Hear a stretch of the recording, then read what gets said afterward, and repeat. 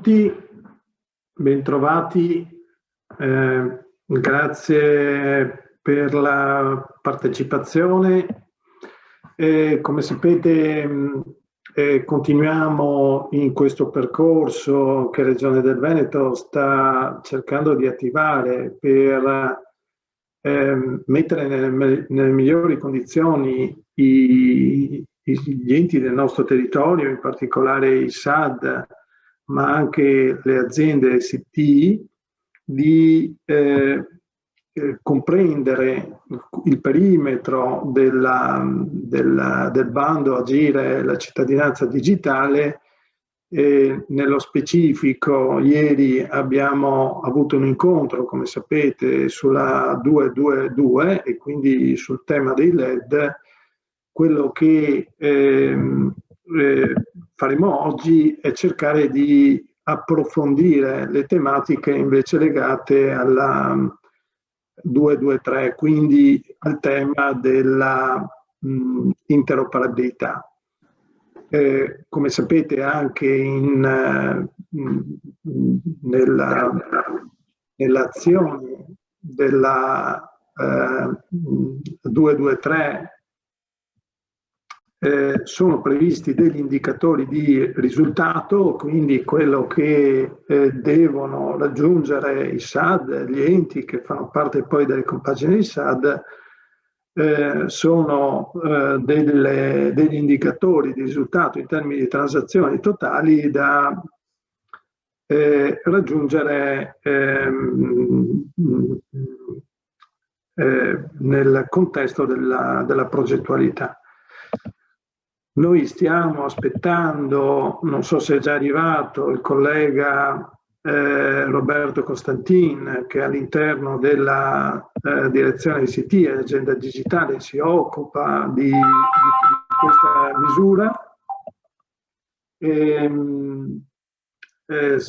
un po' in ritardo. Nel frattempo volevo condividere con voi un po' il senso generale di questo obiettivo che noi abbiamo cercato di dare come Regione Veneto all'interno dell'azione 223, e quindi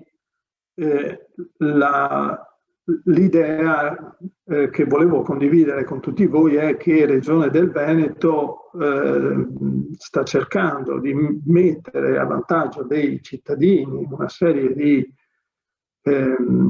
servizi digitali che possono aiutare gli enti del nostro territorio a innovare anche il rapporto con il cittadino e quindi metterli a vantaggio con sempre maggiore frequenza, nuove opportunità di dialogo con la pubblica amministrazione.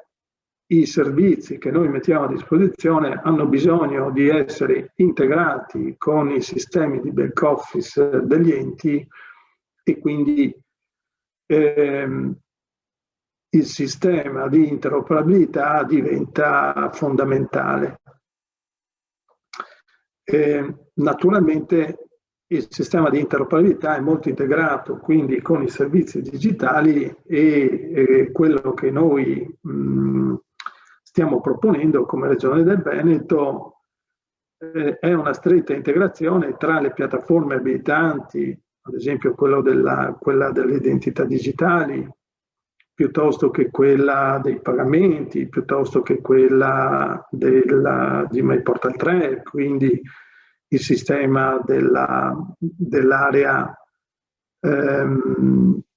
personale cittadino e quindi MyPA, il sistema di comunicazione, il sito istituzionale dell'ente, e quindi MyPortal, il sistema di proceduralizzazione, quindi il back office, MyIntranet. Tutti questi sistemi sono di default integrati con il sistema di interoperabilità e naturalmente anche il sistema ZTL, il servizio ZTL è naturalmente by design integrato con il sistema di interoperabilità. Ho visto che ci ha raggiunto il collega Roberto Costantin, quindi io proverei a lasciare a lui la parola per il suo intervento, che come sapete ha l'obiettivo di provare a ribadire, come già è stato fatto, e quindi insomma riproporvi quelle che sono le dimensioni del sistema di interoperabilità. L'obiettivo è quello di farvi capire che cosa un SAD, un ente, deve mettere in campo per poter raggiungere i risultati previsti sulla 223. Roberto, so che mi stai sentendo, corretto? Sì, certo, sì, eccomi qua. Ok, posso passare la parola a te? Certamente, grazie, non mi dà la possibilità di avviare il video, però penso... sì, eccomi, adesso ci sono, perfetto. Grazie Antonino. Prego. Buongiorno a tutti, forse magari con qualcuno di voi anche ci conosciamo. Io nell'ambito della direzione ICT seguo da tempo i progetti e i servizi di interoperabilità, prima con le porte di dominio e oggi invece nella nuova modalità dell'API Manager. Vi illustro brevemente qual è la situazione, qual è il contesto, i servizi che noi come direzione ICT mettiamo a disposizione degli enti per quanto riguarda l'azione 223. Quindi c'è un aspetto infrastrutturale e un aspetto invece applicativo. L'aspetto infrastrutturale consiste nella messa a disposizione degli enti, dei SAD, del singolo ente, che lo desideri ovviamente, un'infrastruttura di interoperabilità basata su API Manager, su due realtà, un site che è un premise, cioè che è appunto VSO2, la soluzione aperta, e una soluzione di un cloud che è AWS di Amazon. Cosa significa? Significa che queste due soluzioni sono le due soluzioni che noi per primi come Regione Veneto andremo ad utilizzare a brevissimo, perché sono già in produzione. Abbiamo solamente fatto un progetto che adesso andiamo a espletare, un progetto di migrazione di tutti i servizi che oggi sono presenti e che sono presenti sulle porte di dominio. Andremo appunto a renderli disponibili anche nella modalità delle API attraverso VSO2 o AWS. Quindi lentamente, un po' alla volta, ai servizi oggi presenti su porte di dominio saranno affiancati anche gli stessi servizi presenti su API. L'obiettivo, come sapete, è quello nel tempo di dismettere le porte di dominio, così come appunto prevede anche Agid. Sarà un processo, non sarà on-off, insomma, sarà un qualcosina che andremo a fare assieme nel tempo, però è chiaro, insomma, che l'indicazione è che le porte di dominio andranno a morire e useremo solamente le API. Tutti i servizi, quali sono i due servizi principali che forse possono interessare voi? Sono i servizi, quelli relativi al progetto della ZTL, e un servizio invece relativo alla conservazione a norma. Il primo, il servizio della ZTL, abbiamo realizzato, so se qualcuno di voi lo conosce, abbiamo realizzato il cosiddetto circuito regionale delle ZTL, e questo circuito consente ai cittadini portatori di handicap di comunicare la targa della vettura che loro utilizzano per circolare nel Veneto e di poter così transitare nei varchi ZTL delle varie cittadine italiane che possiedono appunto i varchi elettronici senza essere sanzionati. Perché? Perché è presente un registro regionale, sta fisicamente qua da noi, e questo registro viene popolato da parte di tutti i comuni del Veneto, perché ricordiamoci che è il singolo comune di residenza che rilascia l'autorizzazione, il pass blu cosiddetto, no? E quindi ha il compito di inserire la targa che il cittadino gli comunica, inserirla all'interno del registro regionale. Il popolamento di questa anagrafe di targhe, attenzione, non ci sono dati sensibili, il registry proprio per risolvere i problemi di privacy, il registry contiene esclusivamente targa e ente, codice dell'ente, codice del fiore dell'ente che ha inserito la targa, e questo consente a il comune che ha un varco attivo, un varco elettronico attivo, di fare una verifica prima di emettere la sanzione, nel senso che va a interrogare il registro regionale, e se trova la targa significa che quella targa è stata inserita dal comune X ed è una targa certificata in possesso e in utilizzo da parte di un portatore di handicap, e quindi non deve essere per tal motivo multata. Quindi come c'entra la cooperazione applicativa all'interoperabilità? Beh, c'entra nel momento stesso in cui un ente deve popolare i registri, oppure quando un ente che possiede i varchi ha la necessità di interrogare i registri prima di emettere la sanzione. Per quanto riguarda il popolamento del registri da parte di tutti i comuni del Veneto, quindi anche coloro che non hanno i varchi, questo può essere assolto in vari modi. Posso dirvi che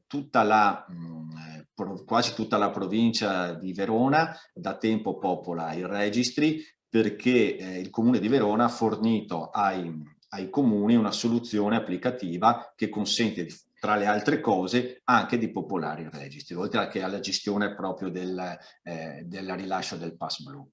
Una cosa simile l'ha messa in piedi appunto col progetto ZTL Network anche la città metropolitana di Venezia, mentre tutti gli altri non offrono questo servizio, tutte le altre province, intendo comuni capoluoghi.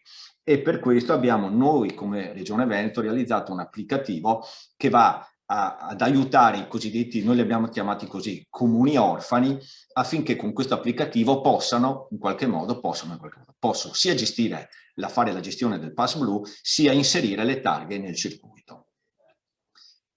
Manca invece in questa fase la parte di interrogazione del registri da parte di quei comuni, sono circa 24-26 mi pare nel Veneto, che possiedono i varchi elettronici e che ovviamente, come vi spiegavo, prima di emettere la sanzione hanno la necessità di interrogare i registri per verificare se quella targa era una targa associata a un pass blu e quindi non deve essere multata.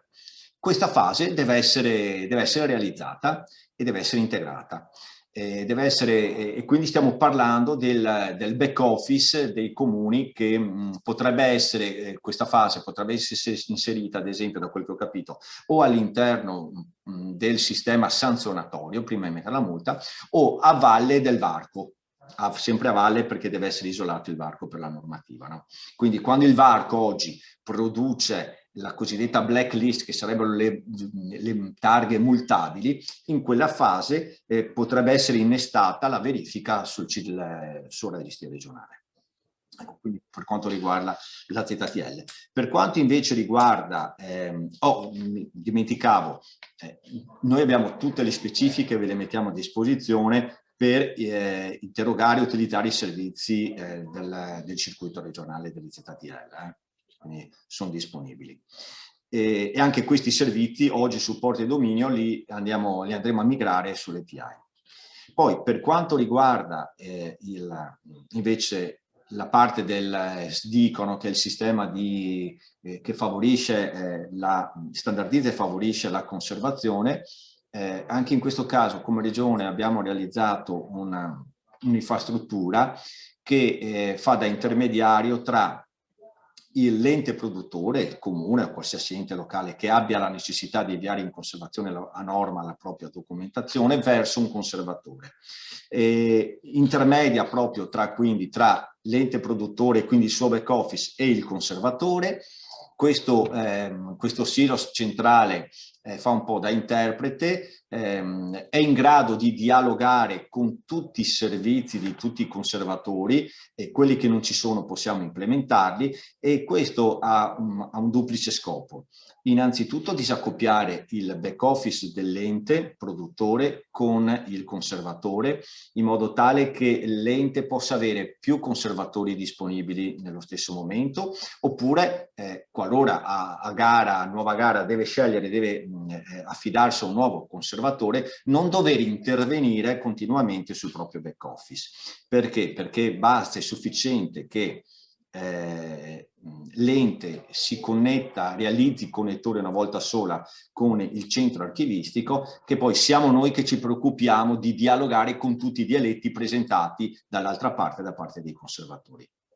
Quindi l'intervento dove sta? L'intervento sta nel lato del back office dell'ente. che deve interoperare con i servizi esposti dall'hub. Questo significa appunto disaccoppiare, come dicevo, verso il conservatore. Noi non conserviamo, premetto, non adottiamo la linea, ad esempio, adottata invece dall'Emilia Romagna con Parer. Noi siamo dell'idea che il mercato deve continuare a vivere, quindi da una parte continuano a esserci i fornitori di back office, di gestionali, di protocollo, di documentali, dall'altra parte ci sono i conservatori accreditati Agile oggi presenti sul mercato. Ci mettiamo in mezzo noi solamente per favorire una standardizzazione della conservazione. Tutti alla fine conserviamo, grosso modo, nella PA le stesse tipologie documentali e dobbiamo utilizzare gli stessi metadati. Sono regole quindi che è facile applicare su grande scala. E disaccoppiamo, come dicevo, non solo, ma creiamo, perché l'ABA ha un registry, ha l'indice del conservato, e quindi ci spingiamo un po' oltre a quello che è l'indicizzazione che fa tipicamente un conservatore, perché noi possiamo, se l'ente lo desidera, indicizzare anche il testo, proprio il contenuto, quindi non solo i metadati. Poi può favorire tutta una serie di ricerche. A questo punto, avendo il testo, le ricerche si ampliano, no? Immaginate un po' un Google applicato al conservato, e poi favorisce ad esempio lo scarto e la migrazione dei documenti quando bisogna migrarli da un vecchio conservatore a quello nuovo. Offre tutta una serie di funzionalità di questo tipo, oltre che statistiche e altre cose.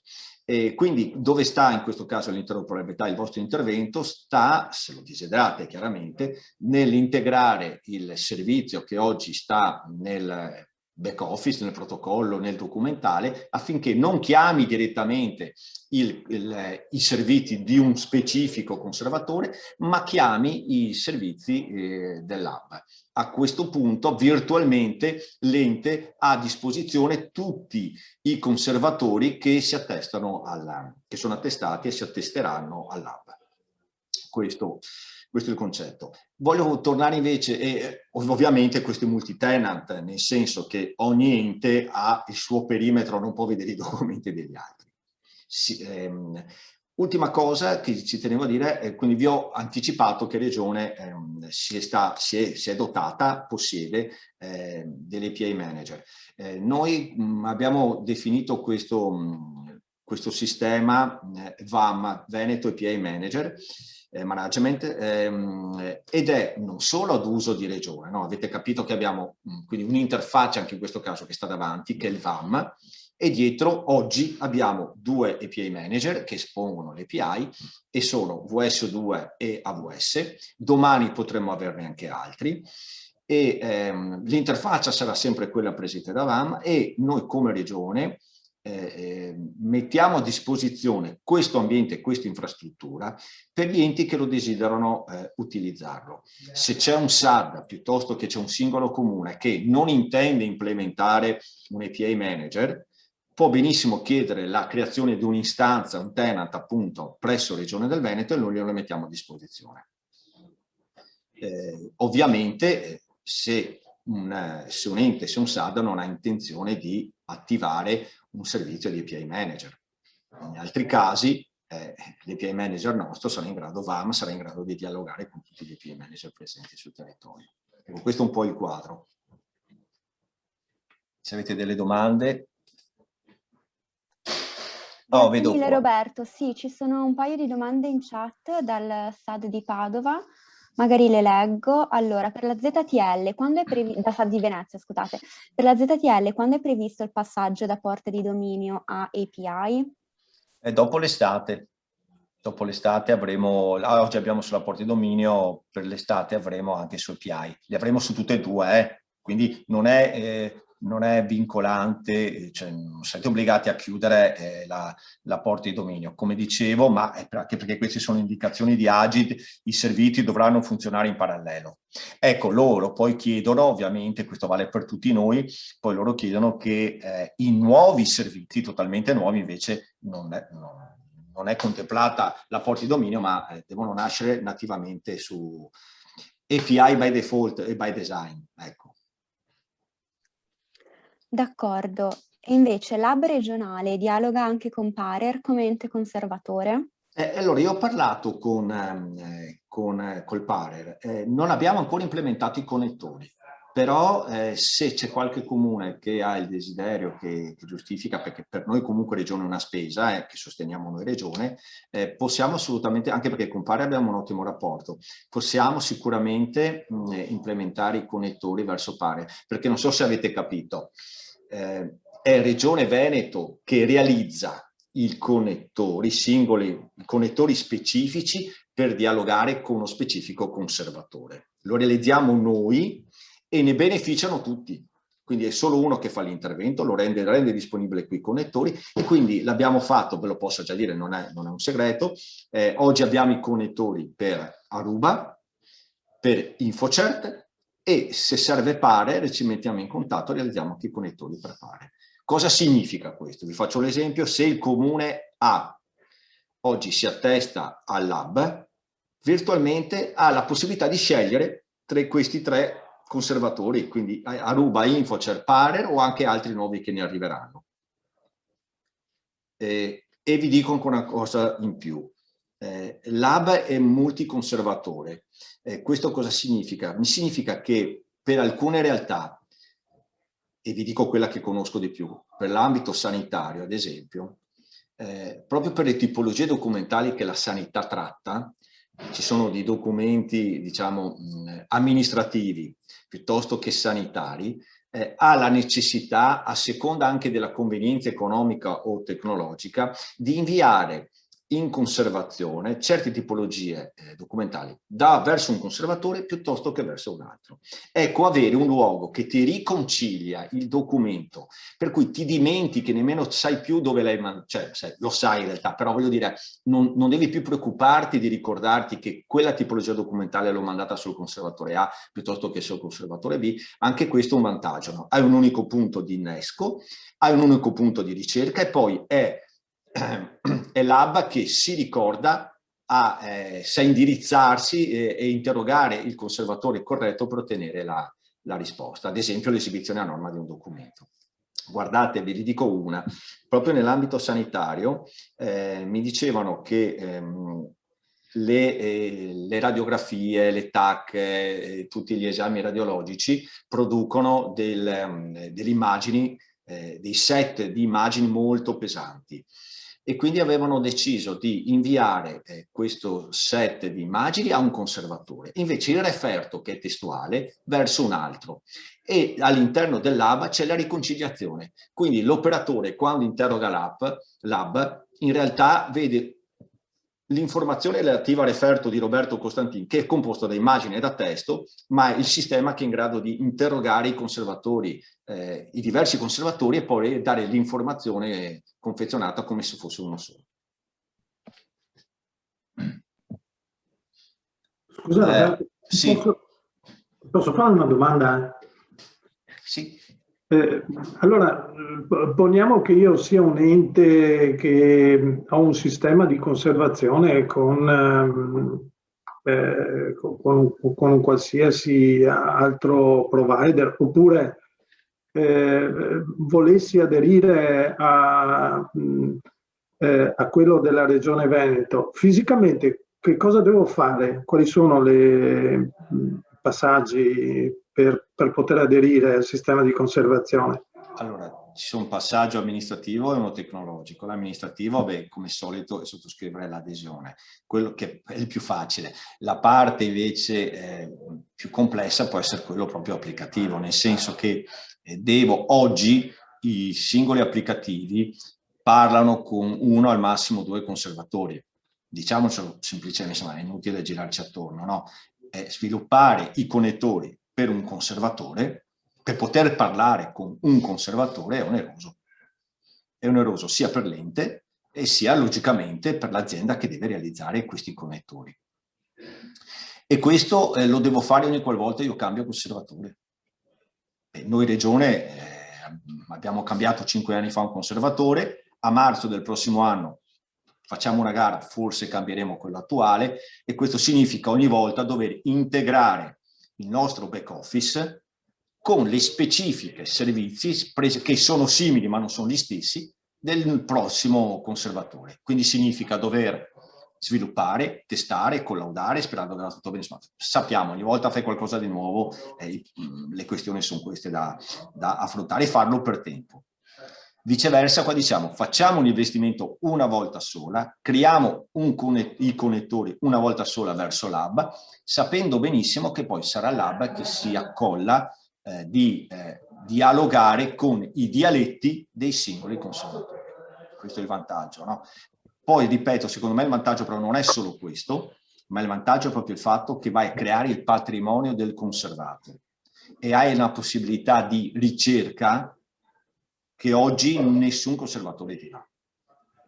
Loro di solito, loro ti danno la ricerca ad esempio, sui metadati, sul contenuto, no?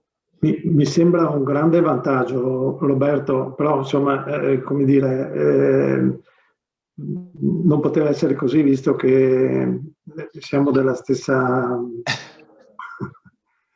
Però a parte gli scherzi. No, sai cosa, Antonino? È che io avevo pensato che nell'occasione di poter finanziare con questi fondi POR queste attività, soprattutto operazione 223, potevamo mettere sul piatto il finanziamento di questi connettori verso l'hub. Avevamo pensato questo. Quello che io volevo in qualche modo sottolineare, no, Roberto, è che ad esempio una delle cose che si possono fare con i fondi che sono a disposizione sulla 223 è finanziare i connettori delle applicazioni dei singoli fornitori ad essere integrate con il nostro sistema. Questo dà non solo il vantaggio che hai appena descritto e che al di là delle battute mi sembra un vantaggio molto importante, ma dà anche la possibilità poi di raggiungere quei requisiti in termini di transazioni che sono previste dal bando, no? Quindi si fa una doppia. Ecco, un'altra domanda, Roberto, solo per essere più chiari forse, o per chiarirmi anche a me le cose. Se io dovessi essere un ente e voglio aderire come devo aderire, perché la ZTL è uno dei LED trasversali e quindi obbligatori, cioè devono tutti i comuni che sono previsti dal nostro bando, oltre 270, dovranno avere quel tipo di LED, diciamo così. Che cosa deve fare un ente, sia non solo dal punto di vista amministrativo, quindi ci sarà sicuramente una richiesta, un'adesione da fare, ma anche dal punto di vista, diciamo così, organizzativo. Quello che vorrei cercare di trasferire come informazione è che quali sono le attività che l'ente, grazie ai contributi che può mettere a disposizione il SAD e quindi a risorse che possono essere investite dal bando, quali sono le attività che un ente deve fare per utilizzare la ZTL, il sistema, insomma.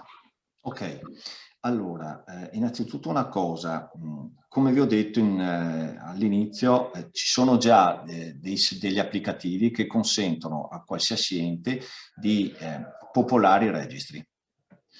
E dico, tutti gli enti devono popolare i registri e non solo coloro che hanno i varchi.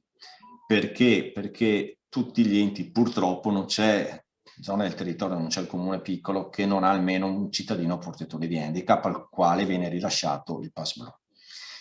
Questo, io direi, senza alimentare l'acqua calda, dico, oggi Verona, la provincia di Verona è già coperta dai servizi che dà il comune, quindi l'applicativo c'è. La provincia di Venezia c'è appunto la città metropolitana. Per tutti gli altri, a meno che i SAD non vogliano riscrivere un applicativo che secondo me comunque, guardate, credetemi,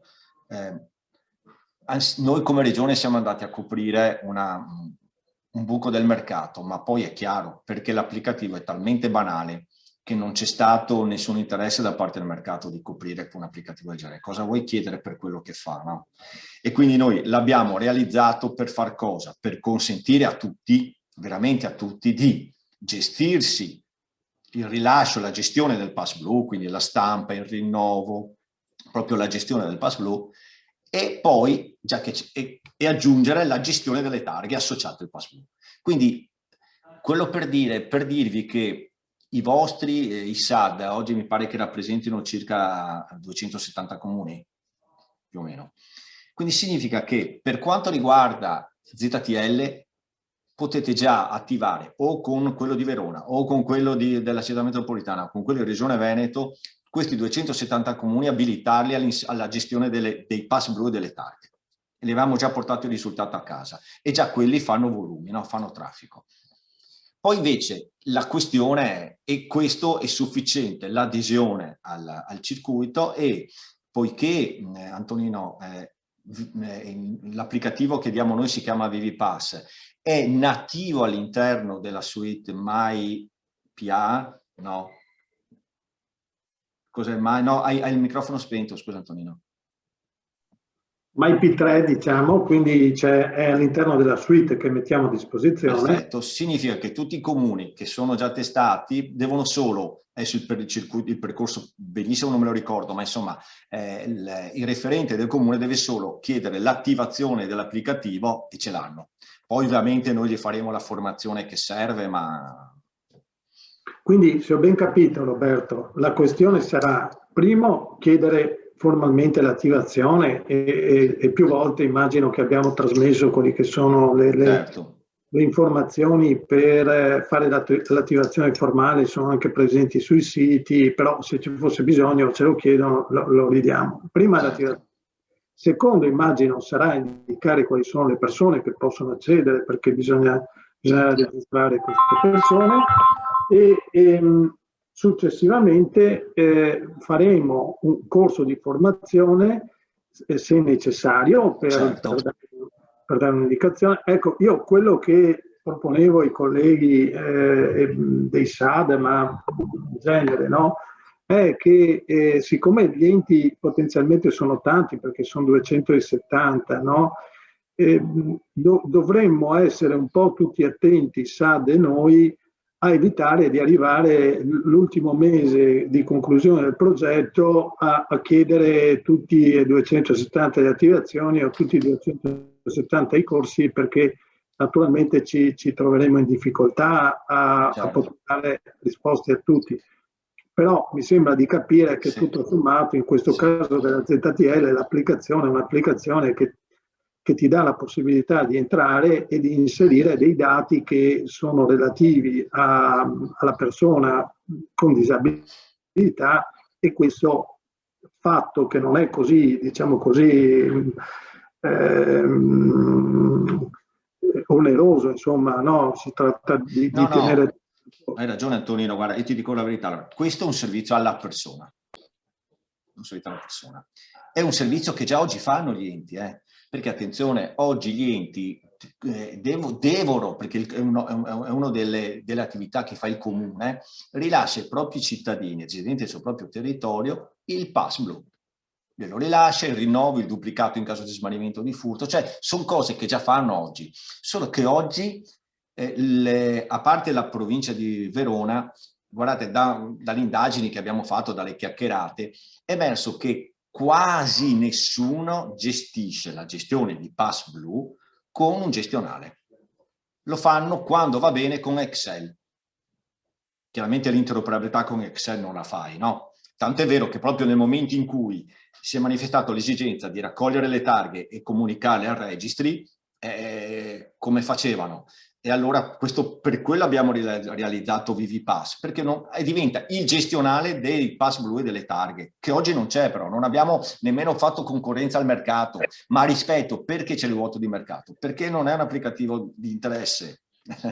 Ecco, io colgo l'occasione, Roberto, per segnalare a tutti che tra le altre cose il comune di Padova sta sviluppando su MyPortal, quindi sarà un'applicazione disponibile, la gestione un po' di tutte le ZTL, non solo il Pass Blu, quindi con la possibilità di avere anche un'applicazione che è associata alla nostra completi un po' tutto il tema delle autorizzazioni.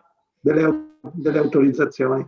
Ecco, io un'altra domanda, Roberta, perdonami se insomma ti interrogo a salti, no? Ma abbiamo l'occasione. e magari ci confrontiamo ed è utile anche ai colleghi. Se io sono un SAD e ho bisogno di avere un API manager, sì, e magari invece di farne uno, insomma, volessi utilizzare quello della regione del Veneto, che cosa devo fare fisicamente per riusarlo e quali sono le modalità di riuso che eventualmente possiamo mettere a loro disposizione? Certo, guarda, adesso le spiego, però volevo dirvi che vorremmo fare un momento di incontro in cui vi presenteremo quello che è il VAM, il Veneto API Management, e proprio per illustrarvi anche toccando con mano, tra virgolette, cosa significa. Anche in questo caso ovviamente c'è l'adesione, e poi c'è questa piattaforma, questa infrastruttura di self-provisioning, chiamiamo così, per cui l'ente si attesta, si registra i propri utenti e viene creato attraverso questa interfaccia il proprio tenant, e da quel momento l'ente può pubblicare delle API, poi al quale possono essere associate delle applicazioni, oppure può sottoscrivere delle API di altri, no? Per realizzare proprio i propri servizi. Cosa cambia rispetto ad oggi? Oggi molti di voi conoscono Cresci.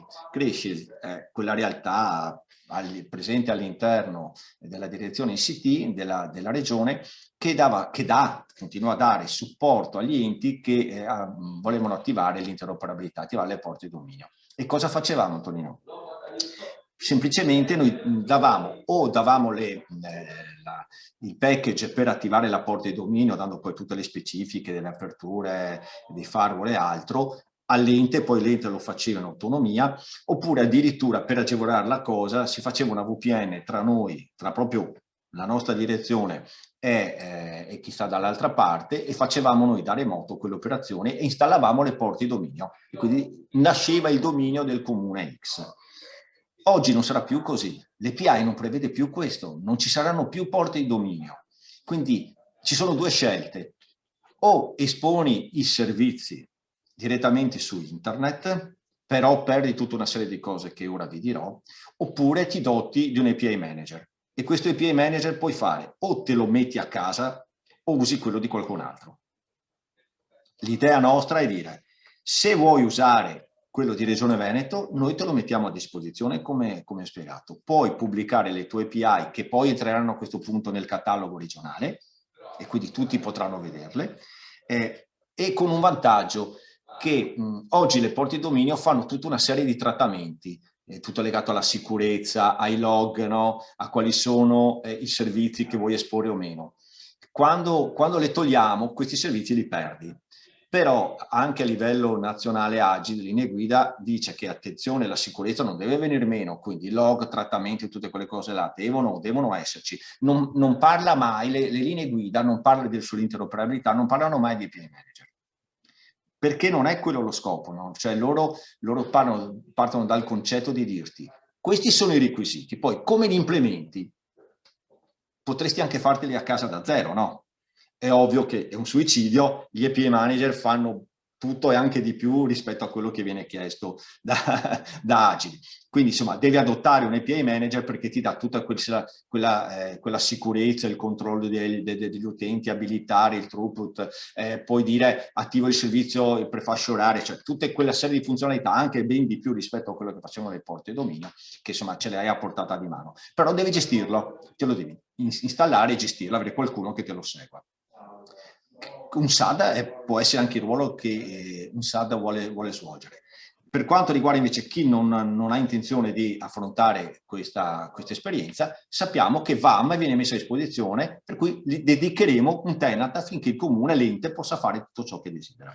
Poi rimane il problema che l'API è un'interfaccia, no?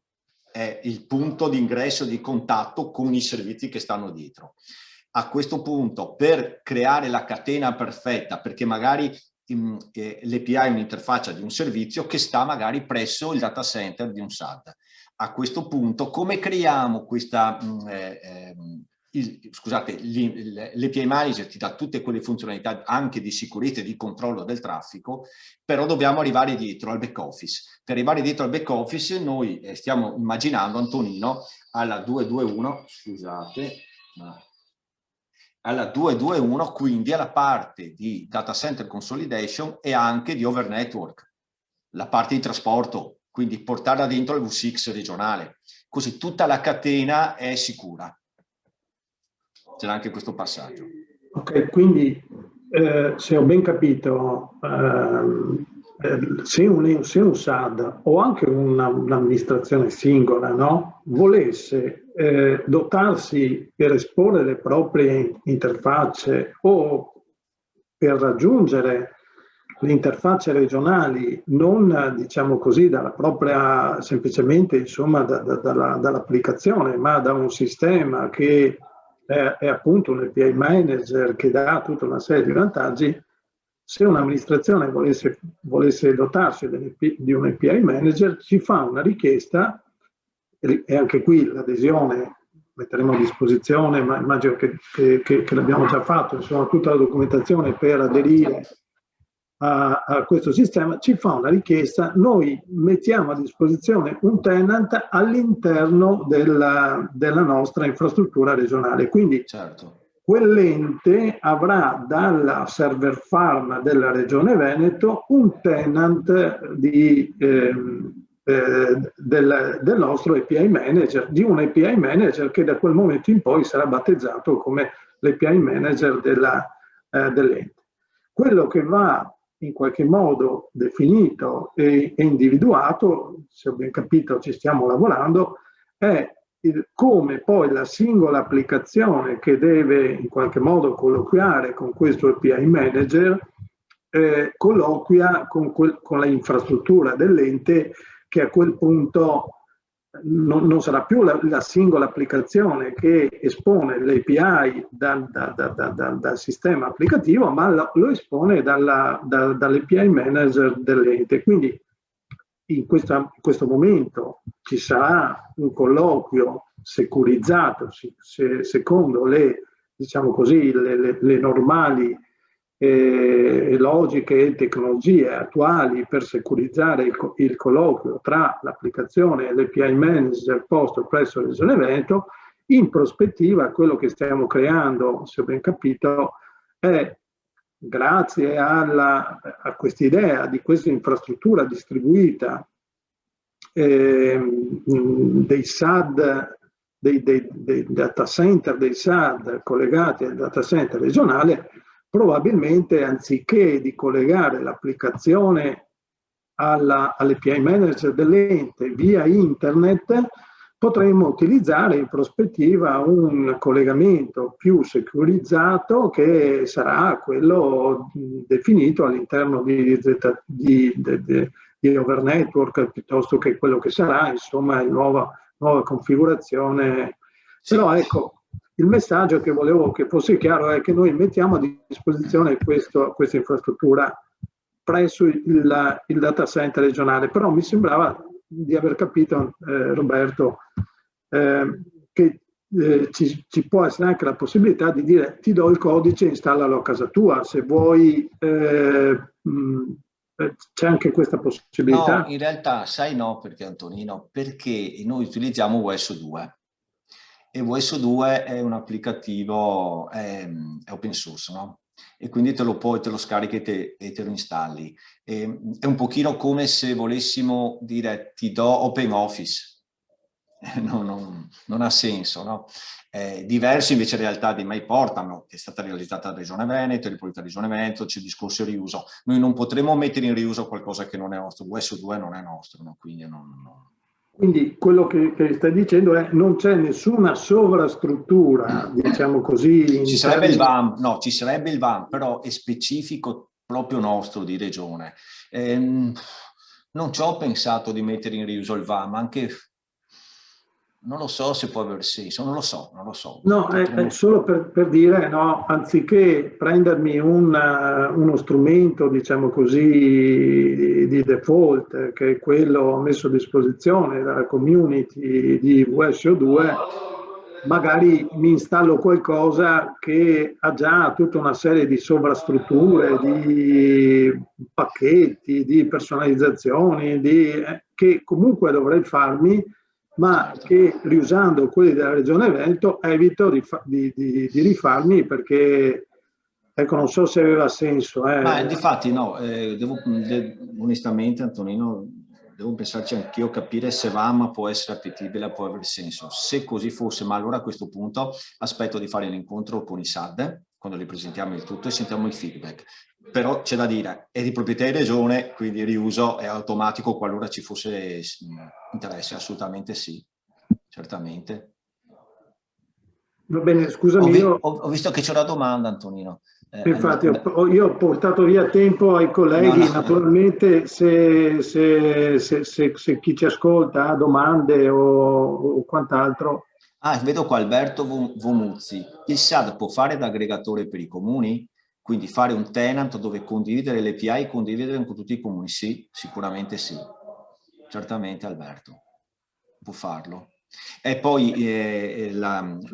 diciamo, l'interfaccia VAM consente di definire due tipologie di utenti, quello basic e quello avanzato. Quello avanzato significa che è un utente che ha una certa esperienza per smanettare un pochino con quelli che sono i parametri di un API manager, perché puoi andare a toccare alcuni valori, in modo tale che poi rispondi in un modo piuttosto che un altro. Ecco, ci vuole qualcuno che qualcosa ne mastichi, ecco. Altrimenti basic, poi se ci sono necessità specifiche possono essere implementate direttamente da noi regione. Mi sembra, Roberto, di aver capito che sono previsti anche corsi di formazione, no? Ma sì. Allora, c'è questo momento di presentazione, poi a me piacerebbe fare anche un momento di conoscenza, quindi non solo l'utilizzo dello strumento, ma ad esempio le nuove linee guida, il MODI, no? Le nuove linee guida sulle API, nella nuova modalità di interoperabilità definita da Agide, no? Capire su cosa impatta, cosa significa chiudere le porte di dominio. È un qualcosa che vorrei fare anche abbastanza presto. Potremmo fare un GDA, interoperabilità, certo, no? Sì. Quindi utilizzare quel format per poter dare informazioni. Certo, assolutamente. Sì, sicuramente. Ecco, io non so se siamo riusciti a dare qualche idea. Ovviamente, io vi ho parlato di due servizi che conosco, però so che ci possono essere anche altri ambiti, magari che io non conosco, di cui voi avete la necessità, che ne so, i SUAP piuttosto che gestione pratiche edilizia, insomma, credo forse ci siano anche altri temi che con quei fondi messi a disposizione per la 223 potete cercare di implementare. Una cosa, quando abbiamo parlato della ZTL vi ho detto ci sono 3 soluzioni oggi a disposizione degli enti, dei vostri 270 enti, per poter già soddisfare il requisito, Antonino, dell'ED e della ZTL, no? Ed è quello appunto Vivipass per coloro che il territorio non offre nulla, poi c'è Verona e Città Metropolitana di Venezia.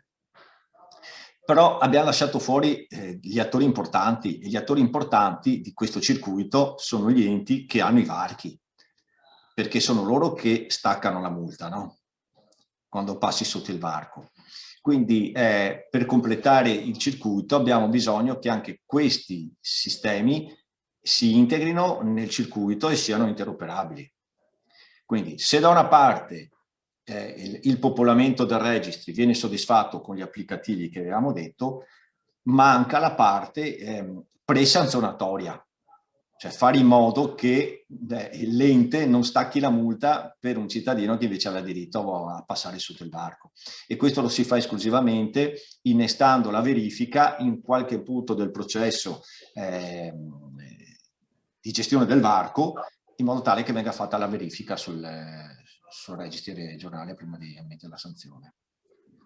E su questo vi posso anticipare che ci sono già delle aziende da tempo, onestamente, che ci avevano coinvolto, ci avevano chiamato e viva Dio, poi credo che le aziende presenti per questi 24-26 comuni, adesso non ricordo quanti sono, si contano credo sulle dita di una mano, cioè che forniscono i varchi e che possono essere implementati sono questi. Ecco, non so se per voi può essere strategico immaginare di finanziare questi connettori. Non lo so, non so nemmeno se poi questi enti sono tra quelli aderenti al progetto, al SAD.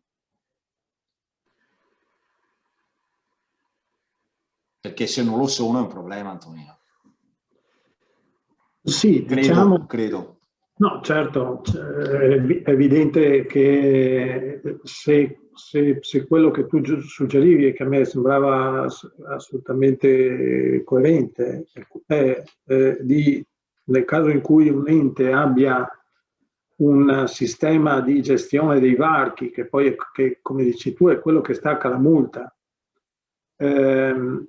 nel caso in cui ci sia questo sistema e questo sistema ha bisogno di essere integrato con i registri per verificare prima di dare la multa se quella targa o meno è tra quelle, insomma, che invece possono passare da quel varco, è evidente che si può assolutamente finanziare, è una delle cose anzi che secondo me sarebbero auspicabili, in tutti quei comuni che hanno questi varchi. Immagino che fra i 270, non so, mi viene in mente il comune di Padova, che è uno di quelli che fa parte dei SAD, o piuttosto che gli altri... Treviso, che mi pare faccia parte, lo ha fatto, lo sta ultimando.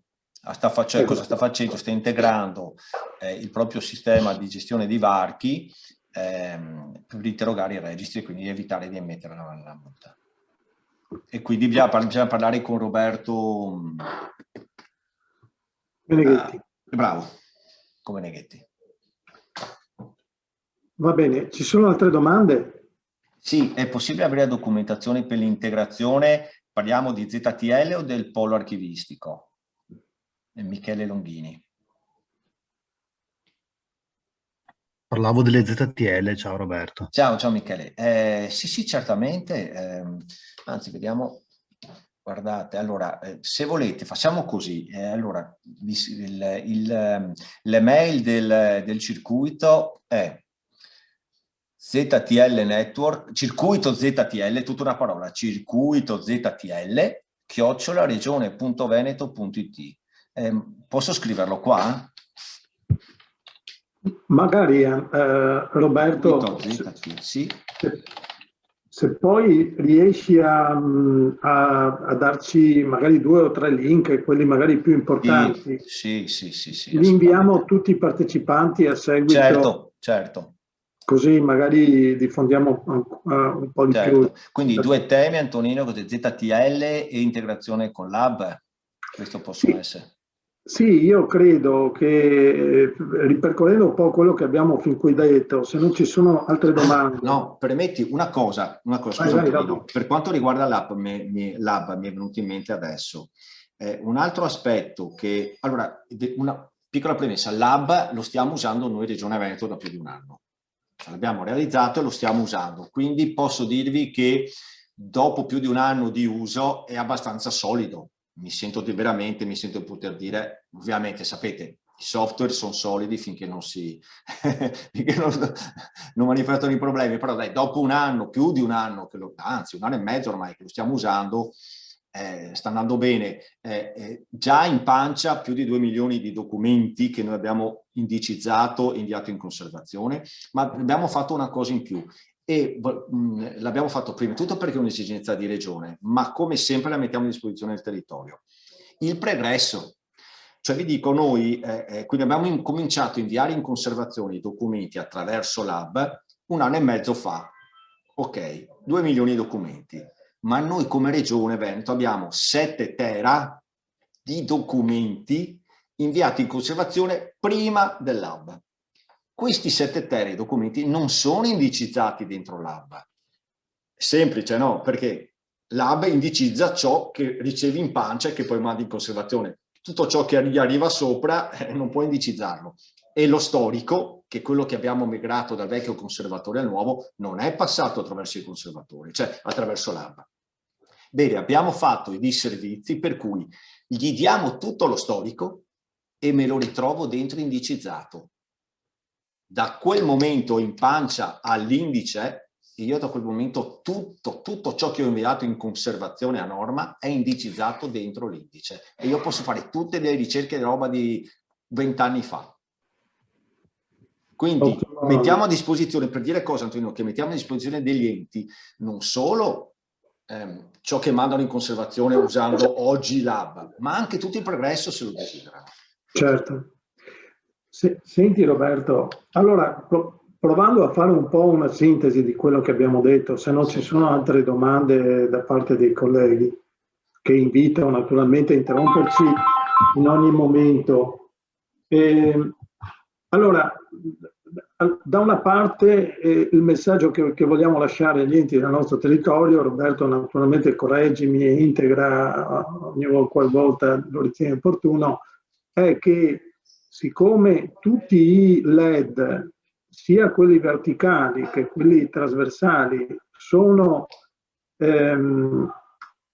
integrati con il VAM, quindi tutte le nostre interfacce, sia che si parli di identità digitali, sia che si parli di pagamenti, sia che si parli di servizi, tutte le interfacce che noi esponiamo transitano per il VAM, tutte le transazioni potenzialmente che verranno fatte su questi sistemi comunque saranno conteggiate nel computo di quelli che sono i valori che noi chiediamo vengano raggiunti alla fine del progetto SAD. Questa è una prima informazione che ribadiamo.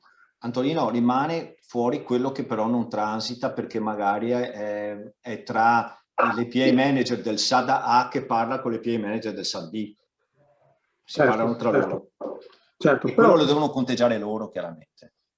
Chiaro, all'interno dei propri sistemi. Però diciamo che una quota parte di quei valori, adesso Veronica non ricordo più quanti sono i milioni di transazioni in totale, però... Sono 20 milioni ad avviso. Per l'avviso divisi naturalmente questi 20 milioni per i 7 SAD, se ricordo bene Veronica, i quali poi devono a loro volta dividere ancora questi 20 milioni per i singoli enti, e quindi se volessimo fare una divisione tra i 20 milioni e 270 enti, 300 enti, quel che sono, insomma si fa presto a calcolare quante transazioni all'anno. 74.000 transazioni anno per ente, diviso 2,70, i 20 milioni diviso 2,70.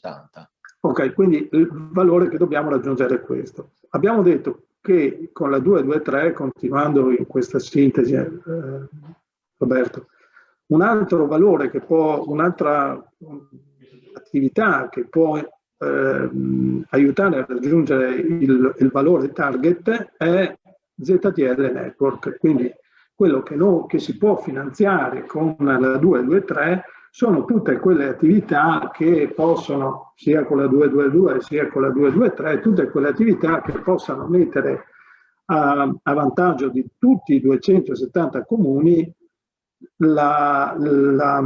il sistema di ZTL Network. Anche lì saranno transazioni poche o tante, probabilmente nel momento in cui poi si decida di investire non solo nel mettere a terra la ZTL Network, ma anche integrando i sistemi, come dicevamo prima, no? Magari i sistemi dei varchi a interrogare i registri delle targhe PassBlue. Anche lì sono transazioni che vengono contate a maggior ragione. Poi abbiamo tutto il tema della conservazione. Se si sviluppano integrazioni, connettori verso il sistema della conservazione. Quello fa tanto volume, perché immaginate documenti che andate in conservazione oggi. Quindi diciamo che abbiamo questi ambiti che possono essere finanziati, così come possono essere finanziate le attività per utilizzare VAM sia nella versione che oggi mettiamo a disposizione, cioè come tenant della Regione Veneto, ma in prospettiva stiamo ragionando, come dicevi tu prima, se ho capito, no? Anche a verificare l'opportunità di mettere a riuso anche VAM stessa. Ecco, però voglio dire, questo è il pacchetto delle cose che Regione Veneto mette a disposizione dei SAD per raggiungere gli obiettivi che ci vengono dati all'interno del bando Agire la cittadinanza digitale. Quindi noi siamo a disposizione degli enti. Roberto, perdonami se parlo anche per te, ma immagino di raccogliere anche la tua volontà. Insomma, siamo a disposizione degli enti, del territorio, nel caso in cui ci siano cose da chiarire, volessero avere maggiori dettagli, eccetera, eccetera, siamo loro a disposizione per metterli nelle migliori condizioni possibili. Mi sembra di aver capito che tu hai anche anticipato che nei prossimi giorni, settimane, vi sarà un'iniziativa specifica sul tema della interoperabilità, con una presentazione del sistema, corsi di formazione per poter mettere nelle condizioni gli enti di operare al meglio. Ecco, mi sembra che questo sia il pacchetto, Roberto, non so cosa ne pensi. Sì, no, è centrato. È così. Va bene, allora ci sono domande che i colleghi del territorio vogliono? Invece una domanda io che vorrei fare poi ai colleghi. Allora, non so se qualcuno è in grado di rispondermi. Qualora, per quanto riguarda ZTL, i comuni che hanno i varchi, è più amministrativa, burocratica che tecnica. È possibile finanziare, non lo so, i connettori per un ente che ha i varchi che però non partecipa al bando? Penso di no. Questo no, Roberto, però se tu prima dicevi ci sono 3 o 4 aziende che nel Veneto, poi 5, insomma, quel che sono, che non è che siano 50, no? Voglio dire che probabilmente se si decidesse di investire, se i SAD decidessero di investire già con i comuni che sono all'interno della compagine, probabilmente le toccheremo tutte queste 3-4. Ora, il grosso dello sforzo è creare il connettore. Poi per un'azienda che ha già creato il connettore per il comune di Padova, metterlo a disposizione per il comune di Treviso, adesso faccio un esempio. Naturalmente, siccome nessuno fa niente gratuitamente, chiederà qualcosa, ma non chiederà i costi di sviluppo anche perché quello che noi operiamo nel momento in cui ci sono le integrazioni, Roberto, è anche la qualificazione. Voglio dire, nel momento in cui un ente vuole integrarsi sul circuito ZTL Network, un'azienda del mercato, farà una richiesta, immagino, alla Regione Veneto. La richiesta che viene fatta alla Regione del Veneto passa al vaglio di Roberto Costantini e verrà pubblicato poi l'informazione che quell'azienda è stata qualificata, nel senso che partecipa al circuito ZTL Network. Quindi anche le altre amministrazioni, nel caso in cui insomma ci fosse bisogno di questa informazione, sanno che quell'azienda ha già integrato il circuito, per cui può chiedergli non di rifare l'integrazione, ma semmai i costi per configurare quel che sarà da configurare. Adesso non lo so, quindi non vedo un gran problema. Anzi, io rilancio, Antonino, proprio così, io direi: perché non facciamo una cosa? Adesso scopriamo quali sono gli enti che hanno i varchi all'interno di questo progetto, no? di questo bando. Realizziamo i connettori, scusate, realizziamo i connettori, li finanziamo e poi facciamo noi un'azione proattiva, chiamando i comuni che non partecipano al bando ma che hanno quel fornitore, dicendogli: guarda che il bando ha finanziato il connettore, è a tua disposizione e devi spendere solamente quello che verrà chiesto, ma lo chiederemo prima addirittura all'azienda, gli diremo: ti costa 2 giornate a uomo, l'equivalente di 2 giornate a uomo per installazione, configurazione, attivazione e formazione. La semplifico, che poi essendo infrastrutturale non c'è neanche la formazione, ma potremmo fare anche questa azione di sensibilizzazione, di convocare quei 5-6 enti per tipologia di fornitore e comunicargli questo. Certo, sono d'accordo. Perfetto. Va bene, ecco, io volevo lasciarvi con un ultimo messaggio, se non ci sono altre questioni, Roberto, spero che anche tu condivida, no? E cioè il percorso del bando Agire alla cittadinanza digitale di SAD per noi è un percorso strategico, non solo perché miriamo con questo progetto a mettere nelle condizioni tanti enti del nostro territorio a offrire ai cittadini servizi digitali speriamo sempre più efficienti ed efficaci, ma anche perché stiamo creando con i SAD del nostro territorio una sorta di dorsale di innovazione, no? Quindi stiamo cercando di mettere assieme le migliori competenze del nostro territorio per creare una infrastruttura capace di accompagnare anche il più piccolo ente. È un percorso complicato naturalmente perché noi tutti come amministrazioni pubbliche sappiamo bene quali sono le difficoltà, la mancanza di risorse, la mancanza spesso di tempo e così via. Però ieri abbiamo fatto un incontro anche con il nostro assessore e le province del Veneto in cui diciamo così, questa strategia di creare questa dorsale è stata rinnovata e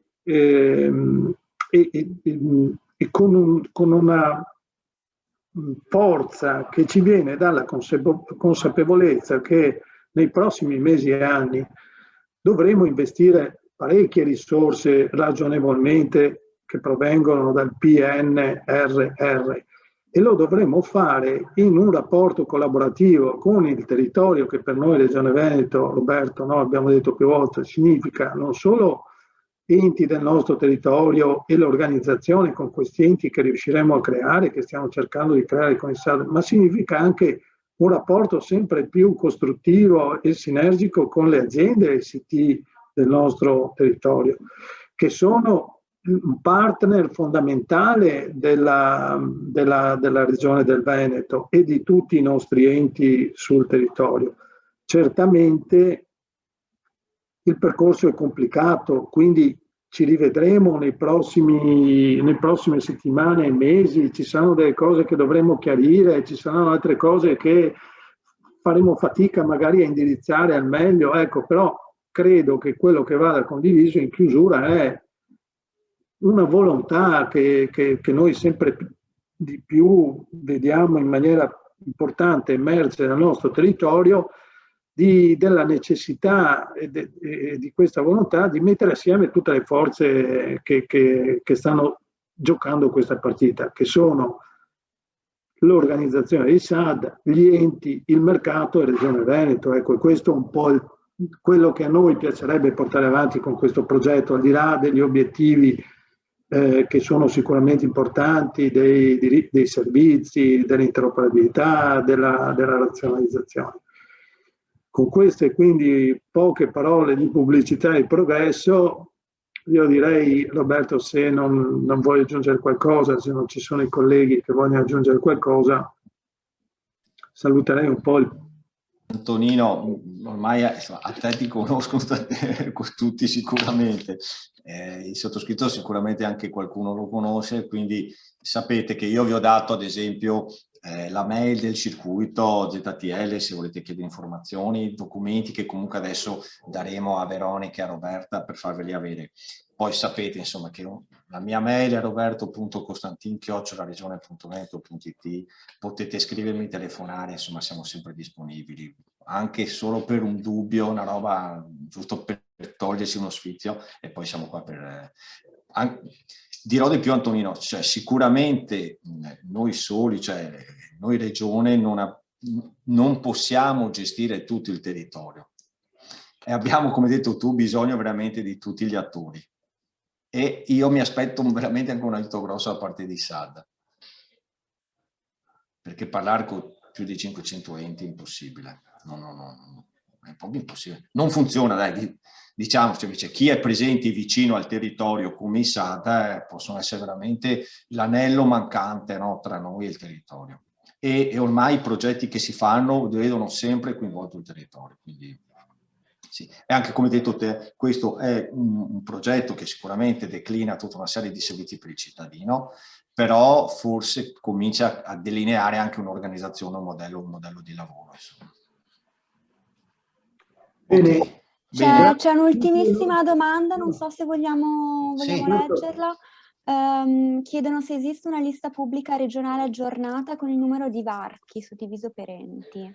Allora, io ce l'ho, non so se è aggiornata, perché credetemi, io ho fatto fatica a trovarla.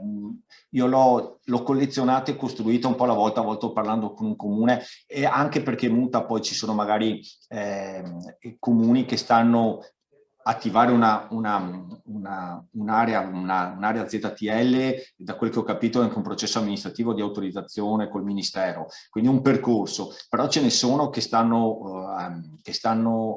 chiedendo appunto l'attivazione dei varchi. Il problema è che non c'è un registro regionale in cui i comuni che attivano i varchi vanno a comunicare questo. Quindi, però io quello che ho ve lo condivido senza problemi. Grazie Roberto. Anzi, se scoprite che non è completo, magari se me lo dite, così andiamo a tenerlo aggiornato tutti.